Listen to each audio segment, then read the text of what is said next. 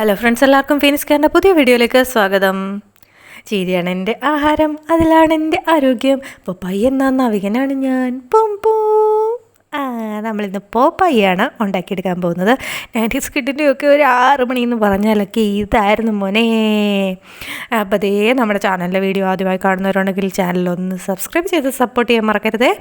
Video ഇഷ്ടപ്പെടുകയാണെങ്കിൽ like ചെയ്യാനും share ചെയ്യാനും ആരും മറന്നുകളയല്ലേ. അപ്പോൾ ദേ നമ്മളിവിടെ പോപ്പായുടെ പാൻ്റാണ് ആദ്യം റെഡിയാക്കുന്നത്. താഴേന്ന് മുകളിലോട്ടാണേ.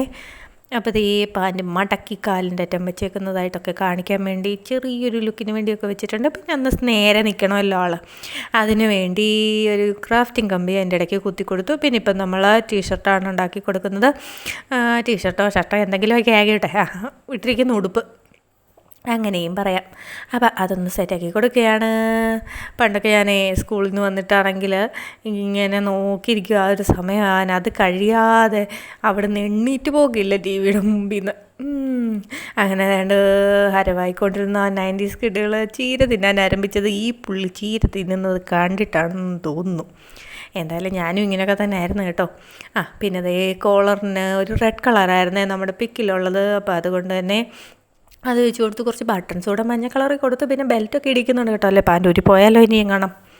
അപ്പോൾ അതേ ഇപ്പോൾ ഒരു ബെൽറ്റൊക്കെ സെറ്റാക്കി കൊടുക്കുന്നുണ്ട്. പിന്നെ അതേ നമ്മളിത് ഷൂസാണ് സെറ്റാക്കി കൊടുക്കാൻ പോകുന്നത്. നിർത്താൻ കാല് നേരെ നിൽക്കണമല്ലോ. അപ്പോൾ അതിന് കുറച്ച് വണ്ണമുള്ള ഷൂസ് ഉണ്ടായിരുന്നു. അപ്പോൾ അതും കൂടെ ഒന്ന് റെഡിയാക്കി കൊടുക്കുന്നുണ്ട്. ദേ ഇങ്ങനെ. ഇനിയാണ് നമുക്ക് സ്കിന്നിൻ്റെ കാര്യങ്ങളൊക്കെ നോക്കേണ്ടത്. ആ ബോർഡറിലായിട്ടൊരു ബ്ലൂ കളർ കൊടുക്കുന്നുണ്ട് കൈക്ക്. അതൊക്കെ അവിടെ ഇരിക്കട്ടെ. പിന്നെ നമ്മളിത് ഈ ഫേസിലോട്ട് വരുന്നുണ്ട്.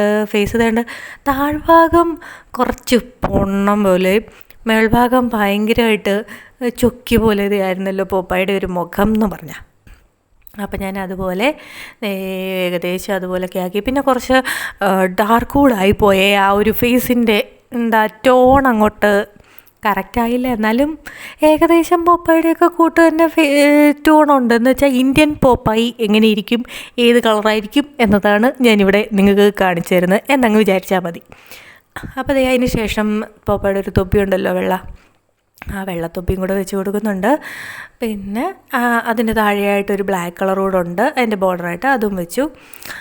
പിന്നീട് നമ്മൾ കഴുത്തിൻ്റെ ആ ഒരു ഭാഗം ഉണ്ടല്ലോ അവിടെ ഒക്കെ ഒന്ന് ഉള്ളിലായിട്ടുള്ള ഭാഗങ്ങളൊക്കെ ഒന്ന് വെച്ച് കൊടുത്തിട്ട് നമ്മുടെ തലയും കൂടെ അവിടെ ഒന്ന് ഫിറ്റ് ചെയ്ത് ക്രാഫ്റ്റിംഗ് കമ്പിയുണ്ട് അതിലേക്ക് കയറ്റി കൊടുക്കുന്നുണ്ട്.